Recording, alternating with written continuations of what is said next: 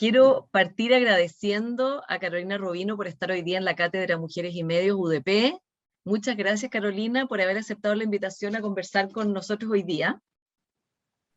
Muchas gracias a ustedes y a ti. Carolina está en Londres, donde está obviamente la casa central de la BBC. Ella es la editora de BBC Mundo y tiene una muy destacada trayectoria dentro de BBC, que es la cadena de televisión pública más importante y realmente el estándar mundial.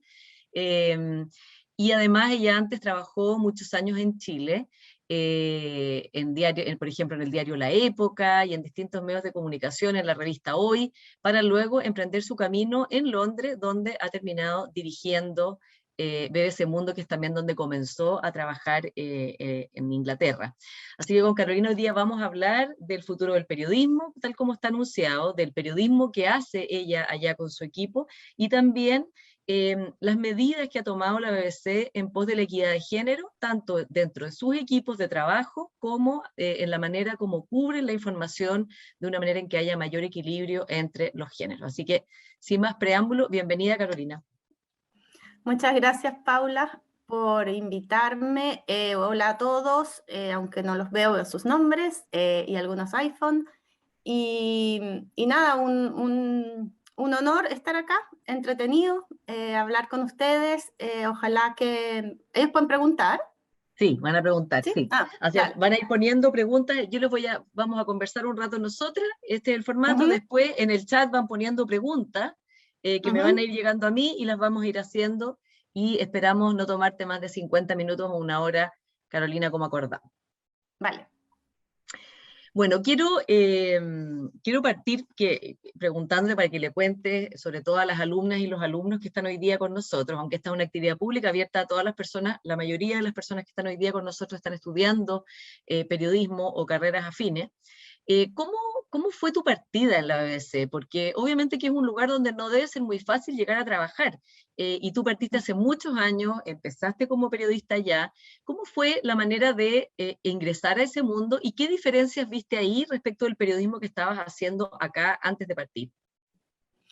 A ver, yo entré un poco por suerte, porque en ese momento cuando yo postulé a la BBC fue uno de los momentos en que se estaba fundando BBC Mundo, básicamente. Entonces estaban buscando muchísimos periodistas y es un proceso de admisión bastante largo, engorroso, y la verdad es que yo me di cuenta haciendo la entrevista que nunca había hecho una entrevista de trabajo realmente formal. Como que en Chile uno entra a trabajar a hacer la práctica, conoce a la gente y te vas moviendo, ¿no?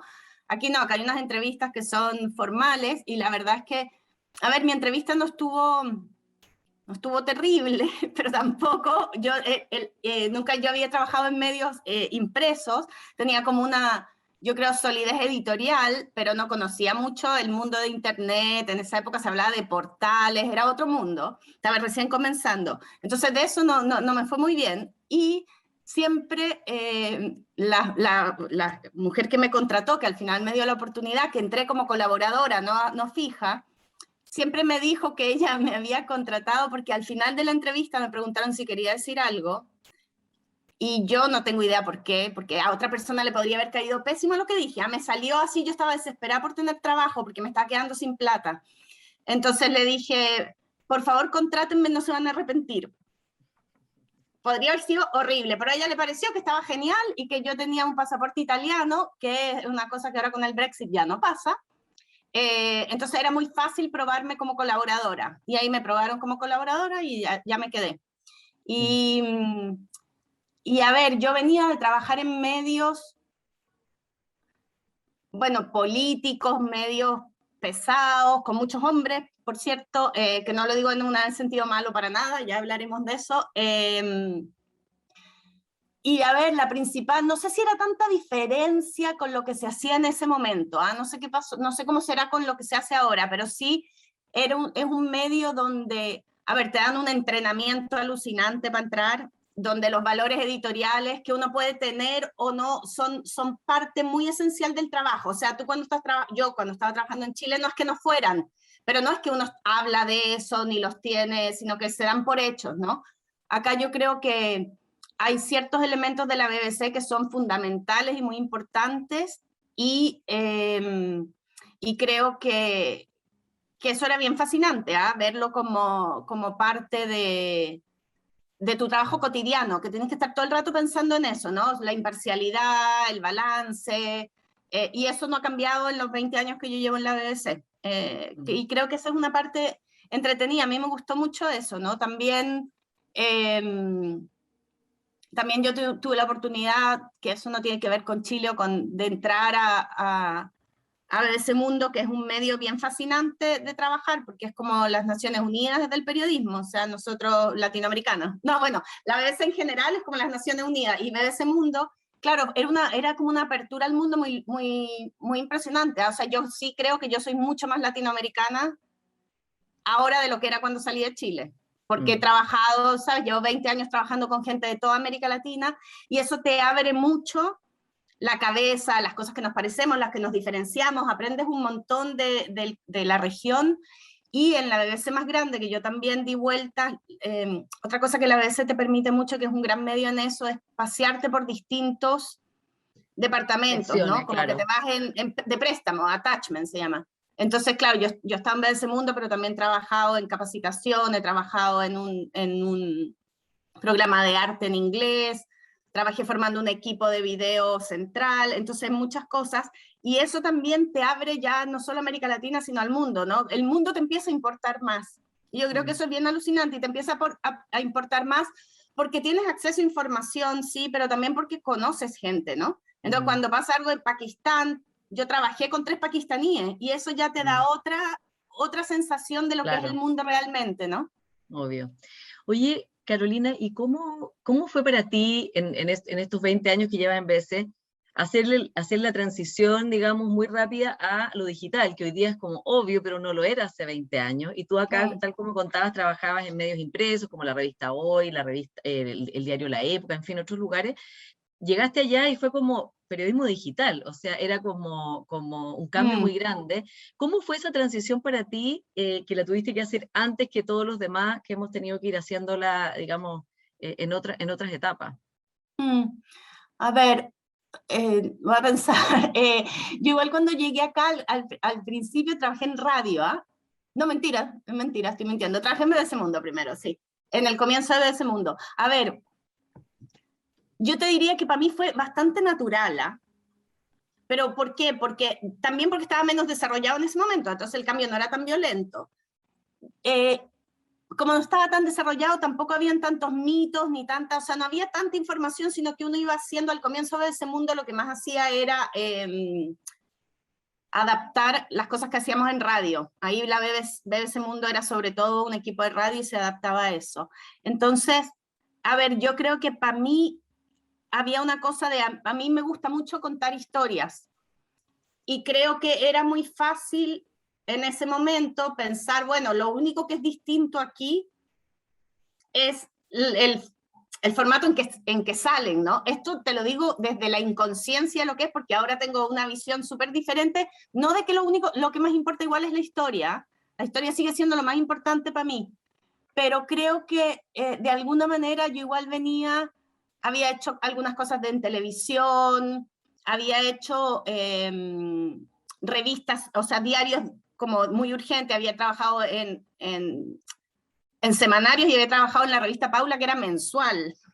Entonces llevaba muchos ritmos distintos y creo que se me dio bastante natural. ¿Eh? Ahora, creo que los desafíos grandes se fueron dando después y se siguen dando todavía. Yo creo que todavía no logramos, no sé si allá quizás sí, yo digo desde mi experiencia, no logramos hacer la transición a redacciones del siglo XXI.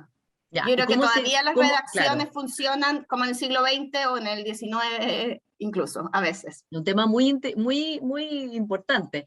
¿Cómo es para ti una redacción del siglo XXI? Da lo mismo si es allá o acá o donde sea. ¿Cómo debiera ser esa redacción? A ver, yo creo que para empezar, mira, te voy a decir una cosa súper básica, que nosotros hacemos súper poco y que yo trato de meterlo en la cabeza de la gente y es muy difícil porque no estamos acostumbrados. Para empezar es, edita y mira tu teléfono, a ver cómo se ve en el teléfono, porque a veces hacemos unas cosas gigantes, las pantallas gigantes, unos diseños increíbles, se ven increíbles, Resulta que el 80% de la gente los ve en el teléfono.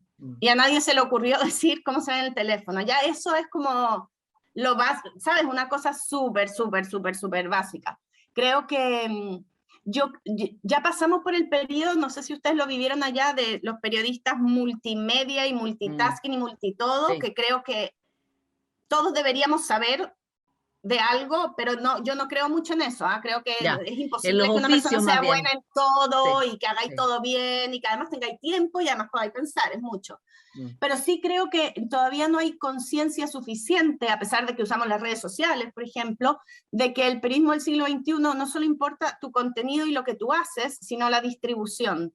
La distribución que hacían los camiones de periódicos, ¿sabes? Que hace te toca a ti, te guste o no te guste, y cada redacción tendría que organizarse de la manera que le pareciera mejor, ¿no? O sea, no estoy diciendo que lo tenga que hacer una persona, una sola persona, pero ¿cómo usamos? O sea, ¿qué hacemos después de que tenemos un producto maravilloso? ¿Sabes? La mayoría yo lo veo todavía de los periodistas y de los editores y de todos, lo entregan y como que sí, ya, y así unos posts para redes si te toca, pero no están pensando todavía, oye, podríamos hacer esto, y si lo distribuimos así, si le preguntamos a la gente y sacamos otros temas. O sea, creo que eso todavía no lo logramos. Creo que obviamente hay espacio en las redacciones multimedia para mucho multiformato, que para llegar a los más jóvenes, y si ese es un objetivo, claramente hay otras plataformas que tenemos que explorar más y mejor. El video es súper importante para nosotros, por lo menos, y si veis que es una herramienta que va ganando más y más, incluso reemplazando a veces al texto, aunque yo siempre he dicho que a mí lo que más me gusta del periodismo digital es la libertad enorme que te da. Creo que ningún medio te da, ningún formato te da esa libertad. O sea, en un periódico tú tienes 3 columnas y esas son las 3 columnas que tienes y no puedes escribir más ni menos. En la radio igual se acabó, ¿sabes? Como es ahora, bueno, hay on demand, pero no es lo mismo. Lo que tiene en lo digital, lo maravilloso es que tu video puede durar 3 minutos o 5, y tu texto también. Tu texto puede ser corto, largo, todo cabe, y eso me parece que es súper interesante, y que cuesta mucho no caer en los pilotos automáticos en las redacciones, ¿no? Entonces, primero era el mito de que la gente no leía en internet textos largos, que yo creo que eso ya se desmitificó hace tiempo, y la gente sí lee textos largos, ¿no? Pero entonces, por ejemplo, lo que nos pasa a nosotros ahora es que todo el mundo hace textos larguísimos.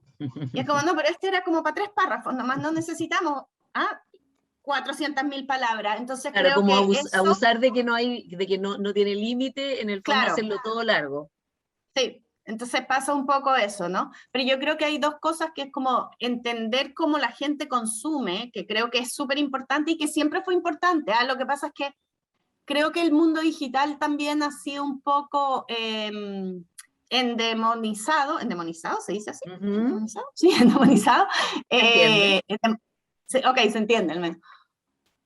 Por la inmediatez que trae lo de que sabes cuánta gente viene, cuánto tiempo te están leyendo. Yo creo que esas son herramientas buenísimas que también se deberían usar bien, que son una gran cosa para una redacción del siglo XXI, ¿sí? Pero eso en verdad siempre fue importante cuántos periódicos vendías, siempre fue importante un montón de cosas que ahora vemos como, pero ¿por qué nos importa tanto cuánta gente nos ve? Siempre ha importado, porque a mí además me importa no solo en términos de éxito de una historia, sino en términos de que yo tengo vocación, y esto no es ni mejor ni peor, porque hay gente que le encantan los medios de nicho y son súper válidos. Yo tengo vocación, siempre me ha gustado trabajar en medios donde ojalá sienta que el impacto de llegar a mucha gente existe. Para mí eso es importante, y es súper importante ahora con lo que está pasando con la información y con la competencia que hay de noticias falsas. Creo que es súper importante que si las noticias falsas llegan masivamente, nuestro trabajo también llegue masivamente, porque si no, no podemos competir con ellas, ¿no? No podemos hacer el contrapeso. Carolina, y en ese sentido, ¿cómo tú como editora a cargo de un equipo grande vas poniendo los ejes en el sentido de que sabemos que lo que va produciendo mucha viralización, muchos clics, tiene que ver con noticias que tal como son el caso de las noticias falsas, que agitan el miedo, la rabia, emociones de ese tipo, y que de esa manera, en el fondo, van abriendo la curiosidad. No digo que sean solo esas noticias las que produzcan viralización, pero es una manera, digamos, un camino bastante fácil y usado no solo por las noticias falsas, sino también por noticias de no tan buena calidad, para ir sumando gente que los lea, digamos, y que los retuitee y los retuitee. ¿Cómo balanceas eso tú con el mandato de la BBC de ser como un periodismo, como decías tú, que sea comprometido con la calidad, comprometido con la búsqueda de la verdad, y con el equilibrio de finalmente ser un aporte a la sociedad, tal como BBC tiene su mandato de hacer, digamos? A ver, yo creo que yo trato de tener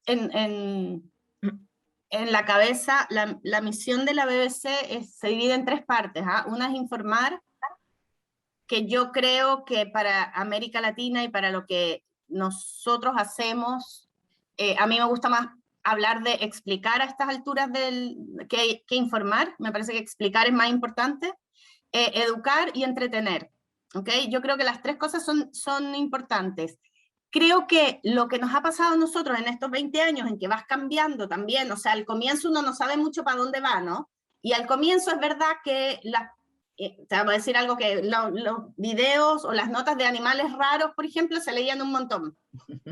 Y creo que en ese momento eran una noticia, porque total no las habíamos visto mucho, ¿sabes? Era una novedad, era algo raro, era algo novedoso. Eso se fue muriendo a poco, y yo creo, y esta es mi experiencia, y es una de las cosas que más me enorgullece y me gusta, que uno también puede viralizar temas importantes, y que eso se hace encontrándoles el nicho, ¿ok? Entonces, y encontrando cuándo es el momento.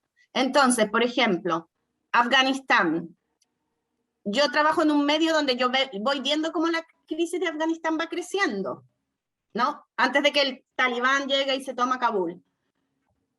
Pero yo decido no hacerlo todavía, porque en el momento no puedo ir haciendo cada paso, ¿sabes? Porque a América Latina no les va a interesar. Ahora bien, cuando pasa algo grande, ahí metemos toda la carne a la parrilla y empezamos a buscar todos los ángulos posibles para explicar Afganistán. Y cuando hacemos eso, o sea, de verdad es como, a ver, nuestros videos en YouTube alcanzan 1 millón de personas en un día, las notas tienen un nivel muy alto de lectura y de compartirse, porque creo que estamos haciendo algo que no necesariamente se hace en toda América Latina, que es explicar desde todos los ángulos posibles qué pasa ahí. Eso, como nadie más te lo está dando, se viraliza también. Claro, creo que también para nosotros también es súper importante como el educar y entretener. O sea, yo veo a la audiencia como al final como los ciudadanos o como las personas, ¿no? Es gente, todos somos gente de múltiples intereses. Entonces yo no creo que Afganistán, obviamente lo creo, y cuando pasa algo la página abre con eso y es lo más importante, a ver, no voy a decir algo errado así.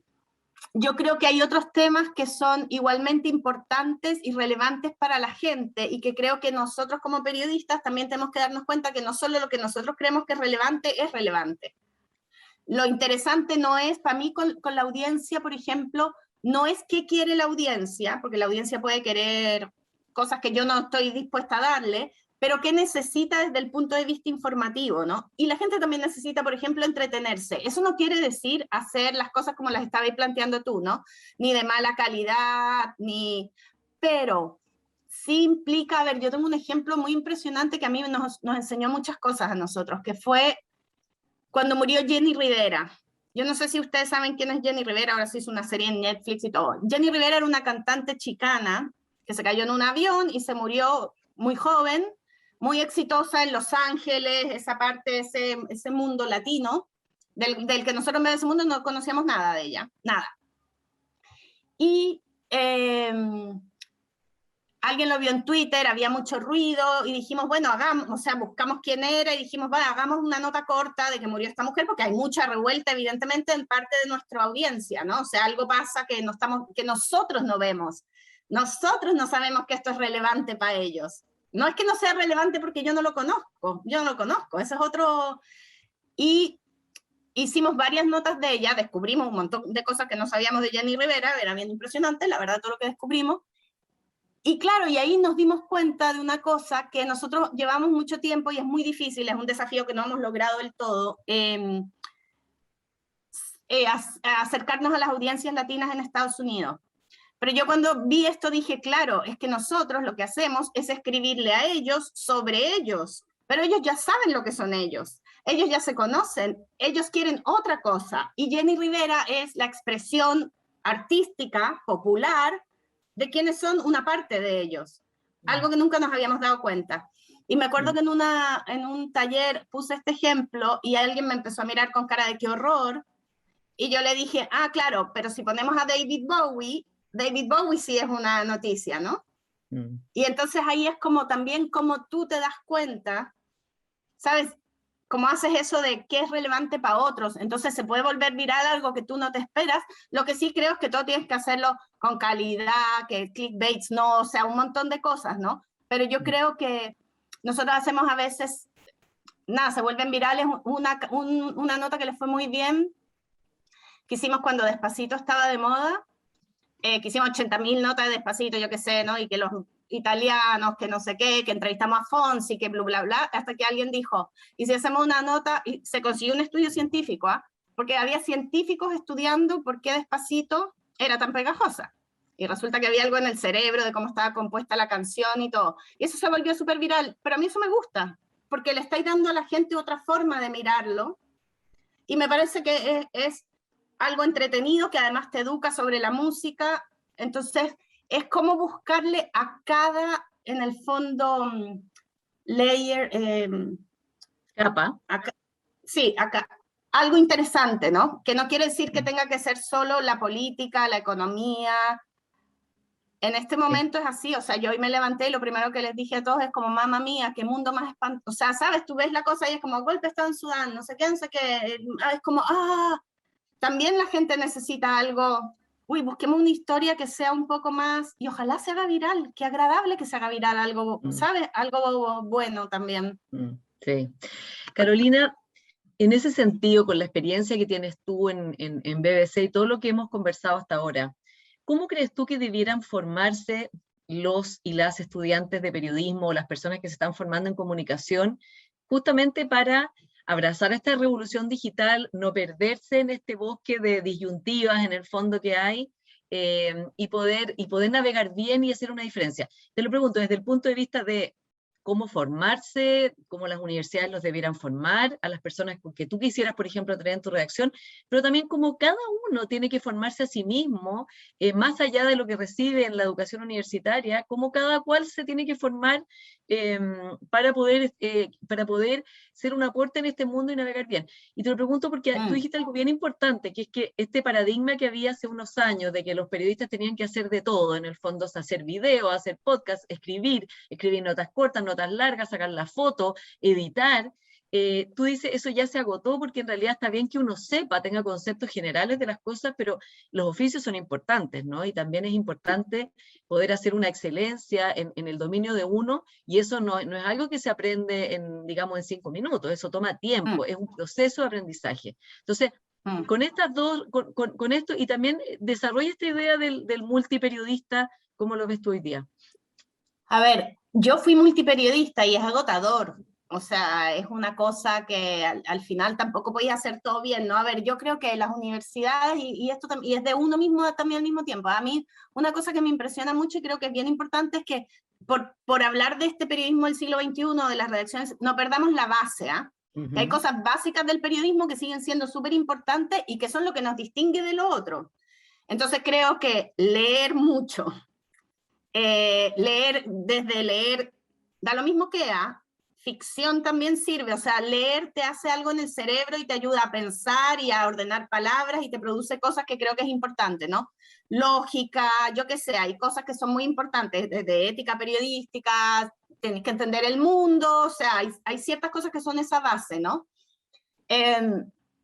Pero después creo que yo no sé si hay medios que todavía siguen en eso. Creo que sí es importante que todos sepamos hacer un poco de todo. Porque si yo te mando de viaje, a ver, yo lo que hago ahora con mis periodistas es, ya mira, no te voy a pedir que me escribas una tremenda crónica, que me hagas un paquete de radio y un documental, que eso es lo que casi querían en un momento, que es como pero sí te voy a pedir que si vamos a hacer un documental vas a ir con un camarógrafo probablemente, o vamos a tratar, pero sí te voy a pedir que hagas videos para redes sociales, por ejemplo, porque te quiero ver a ti.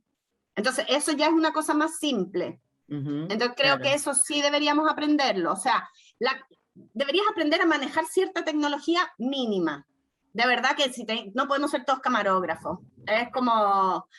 Eso sí creo que sería súper importante que pasáramos por ahí. Creo que las universidades también deberían enseñarte más cosas sobre distribución y sobre cómo leer sobre audiencias y cómo leer, ¿sabes? Y cómo interpretar también, porque uno puede decir, a ver, esta nota la leyeron 800.000 personas, pero se quedaron todas 3 segundos, pues no es un gran éxito. Mientras que si se quedaron muchos, interactuaron, cómo interactuar con las audiencias, creo que todo eso es súper interesante, y creo que sí debería haber talleres que te ayuden a entender eso, cómo es entero el periodismo del siglo XXI. Ahora, después, sí creo que, y esto es lo que nosotros terminamos haciendo, que cada uno tiene que desarrollarse más en lo que más le gusta o para lo que es mejor, ¿no? Creo que uno tiene que, no sé si los medios lo van a permitir así en el futuro, eso no lo puedo saber yo, pero yo sí creo que es como, ok, tú escribís mejor, tratemos que te dediques a eso. Tú hacís video mejor, ¿cómo hacemos para que eso, para poder desarrollar eso más que el otro? Pero de verdad que eso depende de cada redacción, ¿no? Pero yo sí creo que uno tiene que tomar un camino y desarrollarse más ahí, porque es que es imposible desarrollarte en todo al mismo tiempo. Es mucho, o sea, en general, por lo menos lo que yo he visto, hay súper pocas excepciones, pero la gente que es muy buena en video le cuesta más escribir, y porque tiene distintos talentos a hacer las cosas. Claro. Si las quería hacer bien, es que ahí depende de lo que es la calidad, no, si uno quiere una fábrica de salchicha, sí, obviamente se puede hacer. O sea, yo entrevisto gente a veces que me dicen, yo grabo, yo no sé qué, pero claro, no hacen, por ejemplo, explicación, que es lo que a mí me interesa. Sí, claro, yo te mando para afuera y tú me así, había un perro azul que salió volando y me lo grabáis y me hacís un audio, sí. Pero yo lo que quiero saber es por qué había un perro azul y cómo diablos salió volando. Obvio, Yo y no quiero que me explicar, contéis que obviamente, había... claro, y para poder explicar algo hay que tener un dominio de eso, o sea, es imposible explicar algo si uno no lo entendió, y eso es otro proceso distinto que la recopilación. Bueno, yo creo que el coronavirus es un ejemplo bien interesante de lo que pasó con eso, ¿no? Porque el coronavirus nos pilló, nosotros teníamos alguna gente que hacía salud y ciencia, pero ahí sí tuvimos todos que entrenarnos y todos terminar escribiendo porque era el único tema en un momento que había, ¿no? Entonces también sí hay una cosa por eso a mí me parece que lo de leer y tener lógica y tener capacidad de asociación es casi lo más importante de todo, porque cuando tú tienes eso, yo le digo a la gente, a ver, esta persona tiene un montón de sentido común, entonces a esa persona yo le doy esta nota y le digo, mira esto y dime si crees que es importante, si vale la pena, si seguimos investigando. Y esa persona lo hace. Y ahí da lo mismo si eres experto en video, en radio, ahí no importa. Ahí sí tienes ¿sabes? Eso es lo primero que se necesita para mí, ¿eh? Y la capacidad de identificar qué es una noticia, cuáles son las fuentes que necesitáis. Y para explicar, porque para explicar no podemos pensar que yo que trabajo en un medio 24/7, esto sí se puede hacer en un mensuario o en otra cosa, ¿no? Todo el mundo va a saber de todo, ¿no? En BBC Mundo es uno de los desafíos más grandes, porque antes teníamos gente que hacía salud, ciencia, pero se aburrieron, porque ya estaban aburridos de hacer lo mismo. Nadie más quiere ir, es como complicado, pero entonces como inventamos otra manera de trabajar, pero sí te puede tocar un día explicar el golpe de estado en Sudán y al próximo día explicarme la variante delta del coronavirus. Entonces, para eso sí necesitas la capacidad de leer algo, entenderlo, abstraer, entender qué es lo más importante para tu audiencia y saber quiénes son las personas con las que tenéis que hablar. Es como ser el presidente de la República, ¿no? Tenéis que tener buena gente a tu alrededor. Es como saber eso, ¿no? Como más que tú saberlas todas. Es requete importante eso, yo creo. Yo por eso le digo a la gente, lean. si solo sabéis escribir scripts de video, tenéis una cosa, los scripts de video son muy, pues, ¿sabes? No es que estoy diciendo que no te ayudan, pero si solo sabéis hacer eso, es bastante específico cómo se escribe un video para tele, no digo un documental, que eso es otro trabajo mucho más difícil. Y esto te lo digo porque a nosotros nos pasa un montón todavía, o sea, la gente que no sabe hacer video, comisiona videos. Entonces, es un desastre, pues. Porque vuelve la gente y en verdad grabó cualquier cosa y el editor tiene que empezar de cero. Entonces, sí, hay que saber un poco de todo, pero hay que especializarse y hay que leer mucho. Para mí la lectura es como súper importante, ¿eh? Carolina, hablemos un poco de las medidas que hay dentro de la BBC justamente para el tema de esta cátedra, que es lograr una mayor equidad de género al interior de los medios o en la reflexión medial.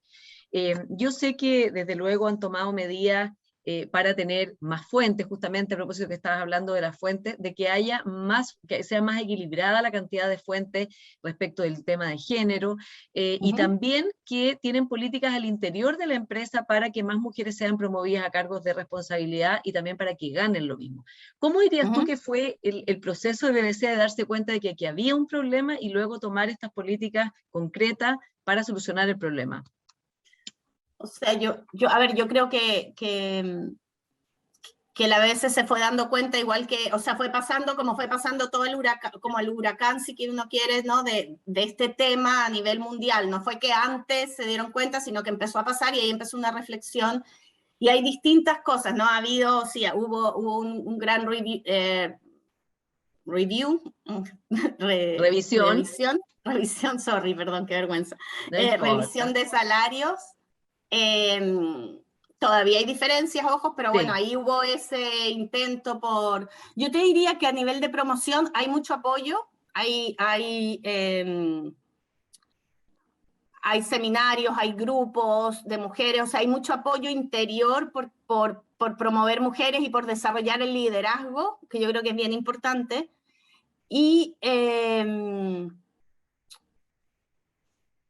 Pero yo te diría que eso, quiero decir que la BBC desde siempre, obviamente los números son así, pero desde siempre ha habido bastantes mujeres líderes, ¿ah?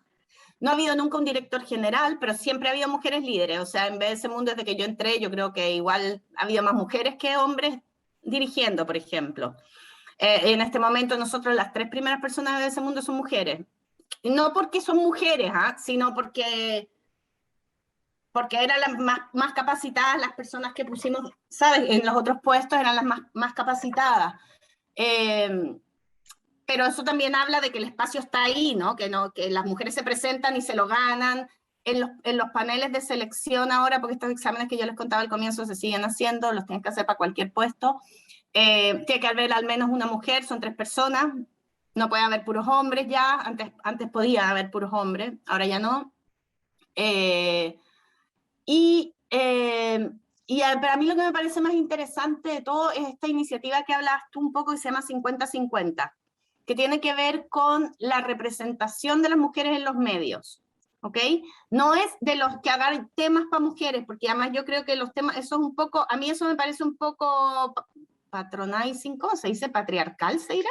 Sí, o sea, claro, como condescendiente, así como... Condescendiente es mejor, sí, condescendiente. Como, o sea, evidentemente sí hay temas que le interesan a más mujeres y hay temas que le interesan a más hombres, eso es como, pero pensar que como cuando dicen como temas para mujeres, a mí me parece que es como, a mí me interesa la política, o sea, a mí me interesa Afganistán, que tiene, como, es como raro hay algo de como uno lo cuenta, en fin, que hay mucho que se puede discutir ahí, pero a mí este 50-50, el objetivo de 50-50 era llegar, y esto sí ha ido avanzando bastante rápido, a que hubiese una representación más igualitaria de las mujeres en los medios. Esto se refiere a desde las fotos que uno pone, y ahí sí te das cuenta de las prácticas súper arraigadas que tenemos todo, y obviamente los bancos de fotos, por ejemplo, porque si uno ponía doctor, siempre te salían muchos hombres, y en general uno por default ponía un hombre, arquitecto, etcétera, ¿no? Entonces, desde las fotos hasta las entrevistadas, hasta las personas que les pides que escriban, ¿sí? es una cosa, a mí me parece un gran desafío, fíjate, y ha sido súper interesante como el cambio que se nos ha producido a todos en ese proceso, porque hay cosas que me parecen súper justas, ¿no? Que era eso, porque siempre ponemos médicos hombres. No es que ahora pongamos puras médicos mujeres, pero es tener el ganchito prendido, que es importante. Creo que es importante también que uno dentro, cuando uno dice busca entrevistas mujeres, estás buscando entrevistas mujeres si están capacitadas de la misma manera que, o sea, no estáis buscando una mujer cualquiera por poner cualquiera cuando si las principales voces de ese tema en particular son hombres, pues buscaré a los hombres, ¿no? O sea, uno quiere tener la mejor información posible. Y ahí hay unas cosas bien interesantes que pasan y que ya van más allá del periodismo, que es lo arraigado que está la diferencia entre las mujeres, entre cómo nosotros nos atrevemos o no a exponernos públicamente. Entonces, yo lo he visto en dos cosas que me han impresionado mucho. Una, cuando las mujeres hacen entrevistas de trabajo versus hombres. Las mujeres tienden a menoscabarse, a venderse menos, les cuesta mucho. O sea, estas entrevistas que se imaginan que son, hay un puesto, hay 4 candidatos, tenéis que ser el mejor de todos. Y eso significa que tienes que saber cómo vender tus atributos. Los hombres los venden súper fácil, y tienen una cantidad de atributos alucinantes. Cuando son entrevistas internas es muy entretenido, porque cuando son externas no los conoces, entonces no saben si te están vendiendo la pomada o no. Pero cuando son internas los conoces y te das cuenta y decís como, wow, cómo de bien se vende su... Y las mujeres, que me ha pasado un par de veces, que han sido las mejores candidatas, que yo sé que son mejores en la práctica, les cuesta muchísimo decir yo soy buena en esto, yo sirvo para esto. Cuando les preguntáis ¿para qué? ¿En qué tienes que mejorar? Ahí sacan la lista así de larga. Hay un video muy bueno dando vueltas en una charla TED muy buena sobre eso. Y lo mismo pasa con las entrevistadas. Y eso es bastante impresionante, ¿no? Que tú decir como quiero más entrevistadas, pero después llamas a las expertas y te dicen no estoy segura, es que yo no sé si sé tanto de ese tema, y es como te ganaste el Nobel por el tema. Sí. Sí. Como que si no son expertas exactamente en esa materia, tienden a decir que no, y en cambio un hombre, aunque en realidad no sepa solo vagamente el tema, se va a considerar, esos son los estereotipos de género, exactamente. Sí. Tiende a decir que sí, entonces eso es bien complicado porque a veces tú haces el esfuerzo de buscar mujeres y no las encuentras. Entonces ahí te das cuenta que el problema es bastante más complejo de lo que parece, ¿sabes? No es solo que nosotros queramos, sino que hay todo un entrenamiento que me imagino que ya va en, yo qué sé, en científicas, que ahora hay un montón de científicos que hablan con la prensa, que tratan de bajar los temas a la tierra, que no sé, que ellas también, o sea, hay una cosa, y aquí quizás es la responsabilidad de cada uno que habríamos antes de cómo te desarrollas a ti mismo, a ti misma. Yo creo que es bien importante para las mujeres, si quieren ser líderes, pero también si queréis ser alguien que discute con tu editor ¿sabes? De un tema que tú quieres defender, es que uno tiene que aprender a hablar. A veces no es fácil, no nacimos todos como que yo la primera vez que fui a pedir un aumento de sueldo estuve muerta de miedo, 3 semanas creo no podía, era horroroso, y me dio tremenda lección porque fui donde mi jefa y le dije, mira, yo es que tengo mucho más trabajo ahora, creo que me merezco un aumento de sueldo, y me dijo, ay sí, claro, qué tonta, ¿cómo no lo vi? Después que ya había estado 3 semanas, así como lo digo, qué digo, y cuando me diga esto, yo le digo esto, y entonces me contesta, y yo no sé qué, y ya le voy a escribir, y le voy a renunciar. Era como, y llega y es como, sí, obvio. Es esa cosa de exponerse y exponerse a equivocarse, a atreverse a hacerlo, me parece que es súper importante, para los hombres y para las mujeres, porque hay hombres que también son buenísimos y no se atreven, pero creo que a las mujeres nos cuesta más, entonces es un desafío mayor para nosotras. Lo otro que creo que es bien importante y que a mí sí me pasó eso en la BBC y creo que es una gran lección, es buscarse los hombres que son fan de las mujeres, No, o sea, hay un montón de hombres que sí creen en la promoción de la mujer, que te ayudan a creer en ti, y yo tuve un jefe maravilloso que me ayudó mucho a eso. Entonces, cuando uno encuentra a esos hombres, creo que es bien importante hacer migas con ellos, y tratar de de trabajar en conjunto, porque tampoco es una cosa, yo de verdad no creo en la guerra de géneros y creo que juntos es mucho más, te podéis complementar muy bien.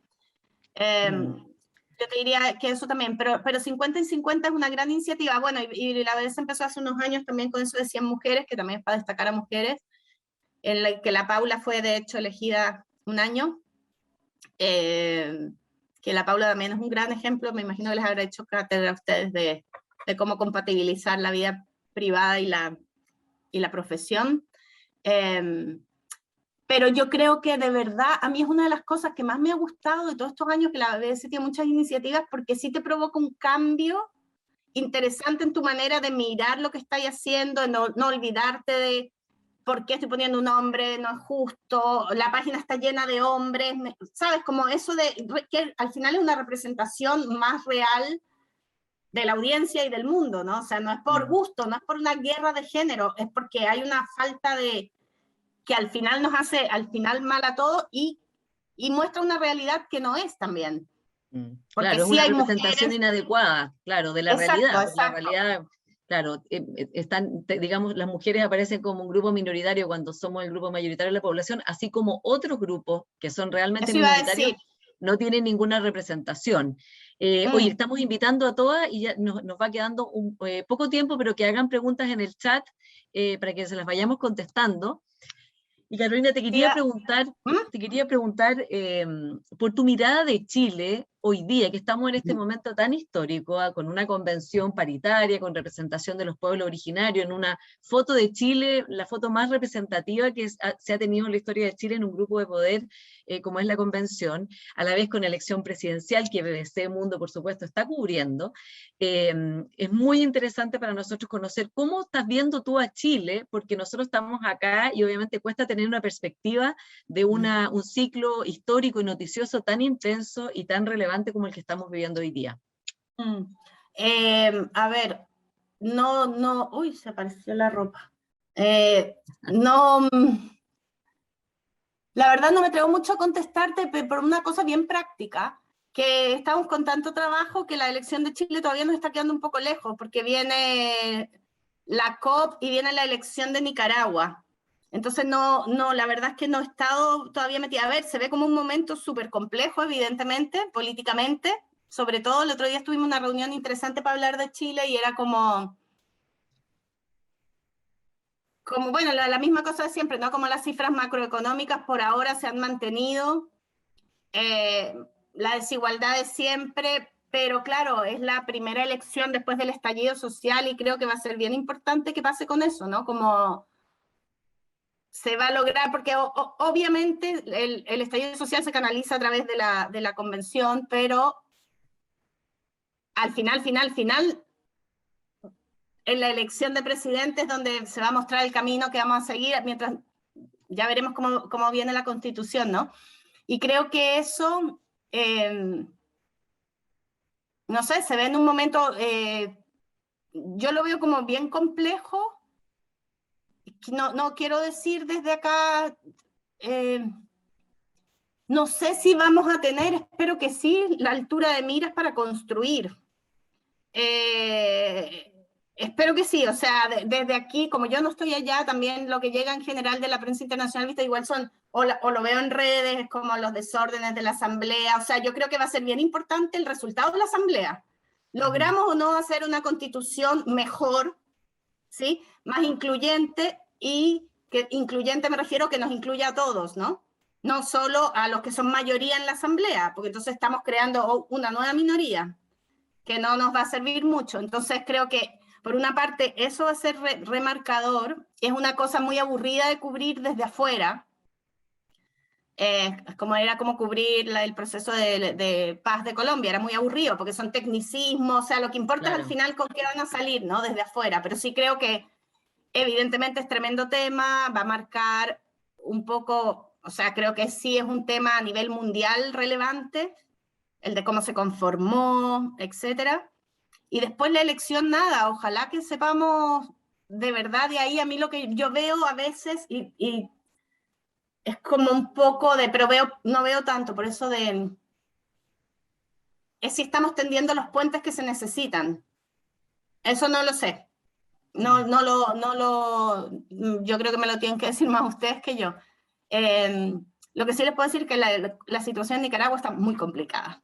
No, sí, eso, y digamos que Nicaragua ya, o sea, está además con periodistas encarcelados, todos los disidentes encarcelados, candidatos Sí, está. presidenciales encarcelados, la verdad es que es un desastre para Latinoamérica de proporciones y van derecho a transformarse en Venezuela, muy, Sí. muy dramático, sobre todo lo que están viviendo además muchos periodistas y los candidatos y las candidatas presidenciales encarcelados. Carolina, han llegado algunas preguntas. Una persona te pregunta, ¿quiere quedar clara si tu experiencia es aconsejarse a especializarse en plataformas o en temáticas o en ambas? O sea, ¿es como audiovisual, radial, escrita o en economía, ciencia, política o en las dos quizás? O sea, tener Lo que una pasa es que plataforma... yo creo que también depende de qué quieres hacer tú. A ver, no hay una sola cosa porque hay medios que, ¿sabes? Si quieres trabajar en un medio de economía y sabes que eso es lo que tú quieres hacer, pues sí, obviamente economía y depende para dónde vayas. Yo creo que de verdad, a ver, hay dos cosas, por temas, siempre sabiendo un poco, bueno, si te especializáis en economía, obviamente termináis sabiendo de muchas otras cosas. Tienes que saber más de uno, pero tienes que saber, de verdad eso depende de la realidad de los medios. Y por plataforma, yo creo que la gran cosa es si quieres hacer video como, si tú quieres ser un video periodista o un periodista de otras plataformas. Yo creo que el radio se puede hacer más, el video es una cosa muy compleja de hacer. O sea, si tú quieres hacer documentales, y es distinto si trabajas en la tele, yo creo que como el mundo va a lo on demand, y en este momento nadie puede competir con YouTube, en YouTube cabe de todo, ¿no? Mi experiencia es, hay muy poca gente que pueda grabar, editar y al mismo tiempo tener manejo editorial. Si tenéis todo eso, tenéis una gran ventaja como periodista. Y ahí la cosa editorial creo que no es saber de economía, porque ahí te cerráis mucho tu campo de trabajo, ¿no? De nuevo, es poder pensar de una manera en que si te toca hacer una cosa económica la puedes hacer, pero tienes ahí las herramientas de video son las más complicadas de todas, porque son de verdad aprender a grabar, a editar, sobre todo editar. Yo creo que la gente a veces menosprecia lo que es editar un video. Entonces, a veces a mí me dicen, ¿pero por qué se demora tanto? Y yo, porque está editando un video de 10 minutos y eso lleva tiempo, es difícil. Entonces, yo creo que eso sí es algo que a mí me dicen un montón, quiero aprender video, y es como, ¿sabes? Porque yo te puedo enseñar a usar las herramientas de video, pero a editar no. Editar es una cosa que se va desarrollando y vas mejorando. Claro, es Entonces, aplicar creo un que es un poco criterio por ahí. finalmente, claro. Es Y que es lo aplicar otro un es, criterio para poder editar. claro, O sea, conceptos de edición y todo que no se fabrican, digamos, sí. entonces creo que ahí sí, si te gusta mucho hacer video, que no quiere decir que no podáis hacer texto, pero ese es un paso importante si uno quiere ser un video periodista. Ese es como un paso, y de los temas depende mucho de verdad de qué quieras trabajar. Tú te puedes especializar en economía si quieres trabajar en una revista de economía, o en el mercado de la economía, ¿no? Da lo mismo, en bancos, yo qué sé, en lo que sea que... Pero creo que sí Sí.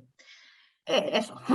Sí, Carolina, hay una pregunta de Marcela Aguilar, que es la decana de la facultad, que dice que quieren saber si están incorporando el lenguaje inclusivo en sus publicaciones en español y si es un tema que les interesa o preocupe, y te felicita. Bueno, el lenguaje inclusivo es uno de los temas importantes que desarrollamos en la cátedra también, porque es una frontera, digamos, donde hay tensiones, donde puede haber conflicto. Nosotros lo vemos desde un punto de vista en que hay maneras de mantener el lenguaje claro y a la vez ser inclusivo. ¿Cómo lo manejan ustedes? ¿Tienen una guía?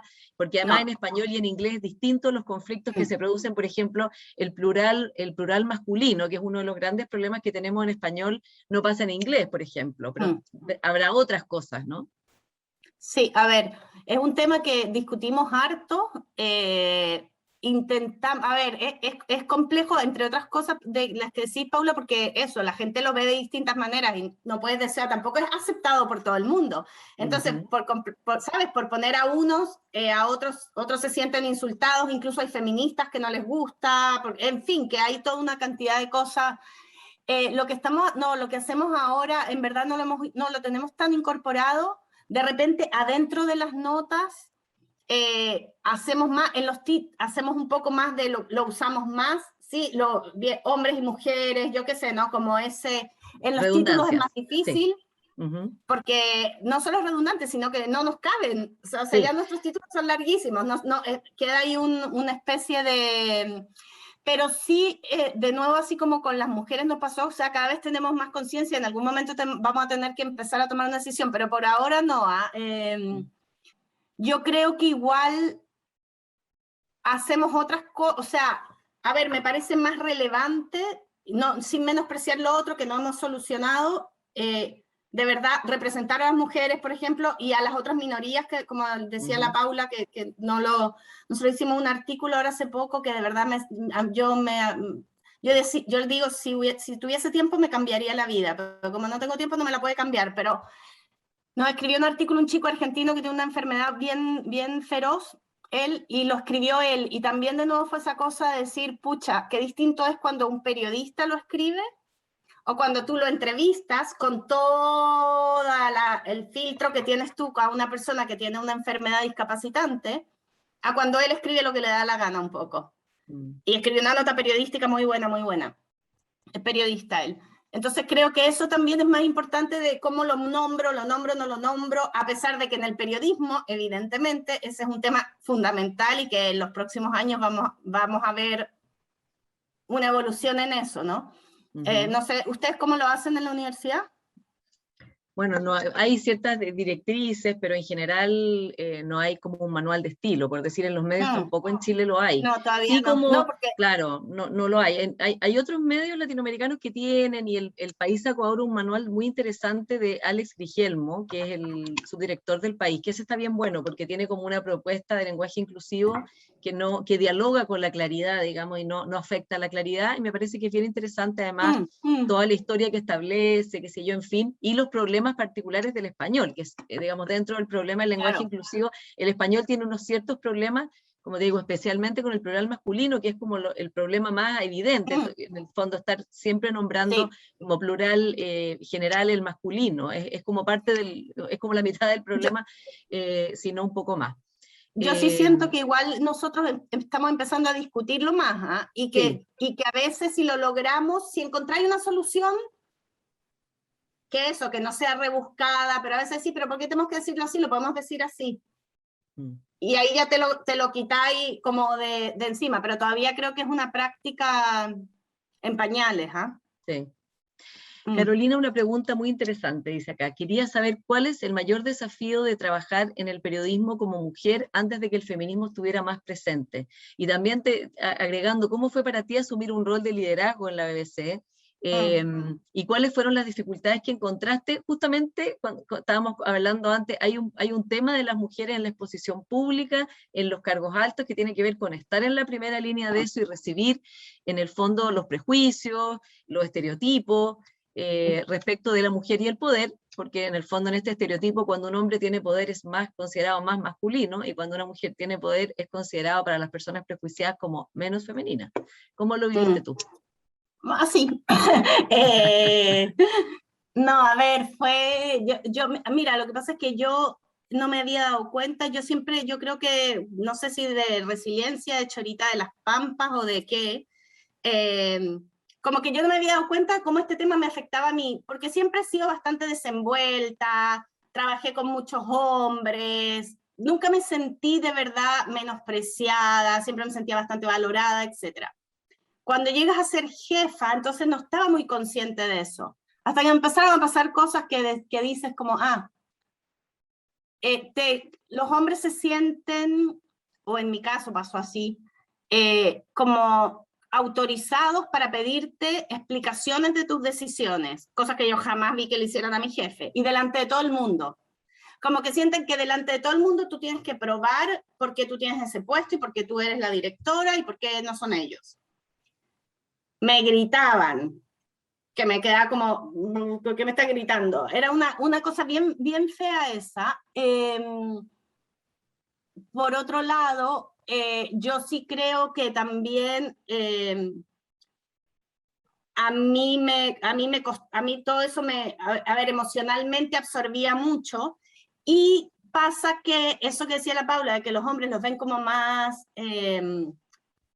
masculinos, a las mujeres no solo te ven menos femenina, porque yo igual soy como bien coqueta y femenina, así en ese estereotipo, pero sí es un hombre grita y es un gran jefe, una mujer grita y es una histérica. Y empieza a ser bien feroz el histérica, que te lo tiran encima con una facilidad muy grande, y tú empiezas a sentir que quizás sí lo eres, y te empieza se te provoca una cosa en tu personalidad bien complicada, de no saber cómo manejarte, de no poder ser, al final, bueno, espontánea, tampoco ningún jefe puede ser 100% espontáneo, hay ciertas cosas que uno tiene que aprender, pero es bien, puede ser bien doloroso, bien difícil. Yo que además soy soltera y no tengo hijos, de ser la solterona, eso no me lo dijeron nunca en mi cara, pero seguro que lo pensaban.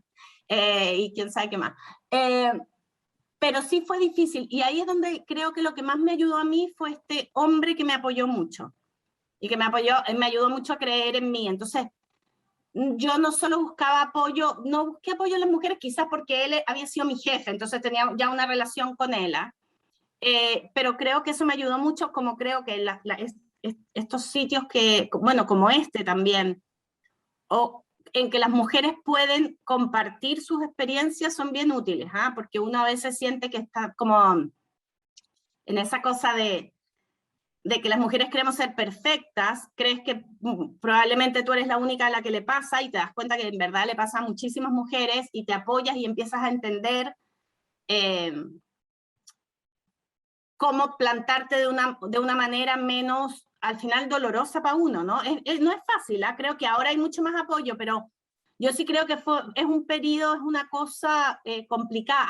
Hay también, yo creo que yo me apoyé mucho en lo editorial, porque era lo que más me gustaba, entonces también como y lo que sentía que hacía mejor, y de alguna manera eso me hacía pasar por los días difíciles. Pero yo creo que, bueno, ser jefe, ser hombre o mujer jefe, se necesita cierta resiliencia, es bien difícil. Manejar mucha gente es difícil, ¿y se ve? Pero creo que hay que buscar ayuda, o sea, tirarte solo y creer que eres tú sola la que tiene que resolverlo, creo que es un gran error, y eso lo creo para todo, para los títulos, para cómo empezar una nota, y para cómo tratar cuando te gritan tus subordinados, para todo. Buscar ayuda y trabajar en equipo es esencial para poder crecer y salir adelante, ¿no? Yo creo que ahora me siento mucho más segura de mí. Si me dicen histérica no me importa, como que uno va pasando de etapas, ¿no? Y también vas aprendiendo tú también a manejarte mejor tú, yo qué sé, uno va aprendiendo de todo. Pero no es fácil, no. Yo creo que es bueno tener grupos de apoyo y de ayuda, y creo que también es importante saber que sí lo podéis hacer, y que manejar un equipo también tiene, o sea, unas recompensas súper bonitas, ¿no? Que es como ver crecer a la gente, hacer crecer un medio, yo qué sé, hay un montón de cosas que son, y que creo que las mujeres tenemos otros talentos que los hombres no tienen, como ellos tendrán unos que nosotros no, y sí creo que tenéis la capacidad de crear unión en el equipo, y una cantidad de cosas que pueden ser bien interesantes para ti siendo la líder, y no que no sea un hombre. Carolina, se nos acabó el tiempo. Y una pregunta, pero de algo que yo no sé si tú alcanzaste a ver ayer, que te lo pregunta Diego Rojas, dice, si viste ayer una nota que hizo el Mercurio sobre Hermann Göring, el creador de la Gestapo, que ha provocado mucho escándalo hoy día en Chile, pero no sé si lo alcanzaste a ver. Anda, lo vi. Ya. Así que vamos a dejar esta pregunta, que te la vamos a mandar en privado para que se la contestes después de un escándalo en redes sociales que hubo ayer respecto de una reseña que hizo el Mercurio de este jerarca nazi, y que produjo mucho rechazo en Chile. Así que, Diego, queda tu pregunta hecha, pero será para cuando Carolina pueda ponerse al día y ver esa noticia que pasó ayer. Pero mándamela y te contesto. Sí, te lo voy a mandar, sí. Vale.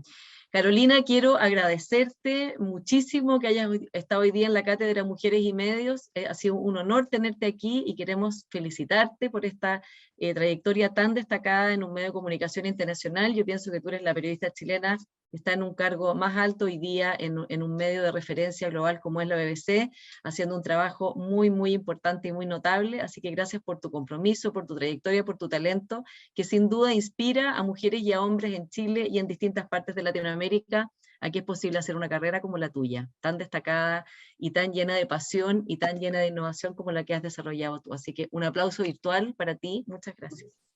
Muchas gracias, Paulita. Gracias a Y a todos. ustedes, sí, muchas gracias por haber estado hoy día con nosotros en esta cátedra y nos vemos en una próxima oportunidad. Hasta la próxima. Chao. Chao, Carola. Chao, chao, chao, Paula.